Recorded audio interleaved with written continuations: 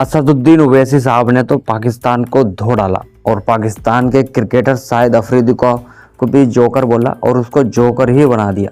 असदुद्दीन ओवैसी साहब ने शुक्रवार की नमाज से पहले मस्जिद में काली पट्टियां बांधी और लोगों से पहलगाम आतंकी हमले के विरोध में उन्हें पहनने का आग्रह किया। ओवैसी ने खुद भी काली पट्टी बांधी। बता दें कि ऑल इंडिया मजलिस इत्तेहादुल मुस्लिमीन के प्रमुख असदुद्दीन ओवैसी ने पहलगाम हमले पर पाकिस्तानी क्रिकेटर शाहिद अफरीदी की जो बयान आया था उन्हें करारा जवाब दिया है। उन्होंने अफरीदी को जोकर कह डाला और वो जोकर लगता भी है। शाहिद अफरीदी ने पहलगाम की घटना के लिए भारत को जिम्मेदार ठहराया था। उसने आरोप लगाया कि भारत खुद आतंकवाद को अंजाम देता है और फिर पाकिस्तान पर दोष मढ़ता है। इस पर प्रतिक्रिया देते हुए असदुद्दीन ओवैसी साहब ने कहा कि ये कौन है और मेरे सामने ऐसे जोकरों का नाम मत लो, इन लोगों को भूल जाओ।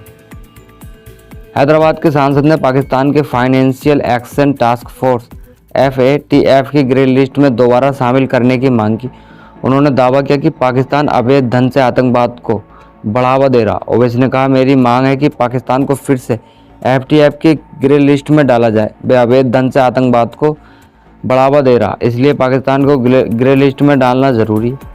अंतर्राष्ट्रीय कानून के तहत हम नौसैनिक और वायुसेना नाकाबंदी लागू कर सकते हैं। संयुक्त राष्ट्र के अनुच्छेद 51 के तहत आत्मरक्षा का अधिकार दिया गया है। भारतीय संविधान के अनुच्छेद 355 में कहा गया है कि अगर किसी राज्य के खिलाफ बाहरी आक्रमण होता है तो सरकार की जिम्मेदारी है इसका मुकाबला करे। मालूम हो कि पाकिस्तान जून 2018 से अक्टूबर 2022 तक FATF की ग्रे लिस्ट में था। फाइनेंशियल एक्शन टास्क फोर्स एक अंतर्राष्ट्रीय संगठन है जो मनी लॉन्ड्रिंग और आतंकवादी वित्त पोषण से निपटने के लिए जिम्मेदार है। यह उन देशों को ब्लैक और ग्रे लिस्ट बनाए रखता है जो पर्याप्त सुरक्षा उपाय लागू करने में विफल रहते हैं।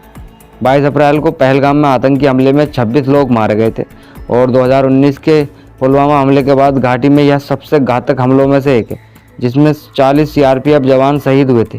पहलगाम आतंकी हमले के बाद भारत ने सीमा पर आतंकवाद के समर्थन के लिए पाकिस्तान के खिलाफ कड़े कदम उठाए, जिसमें सिंधु जल संधि को निलंबित कर दिया गया है।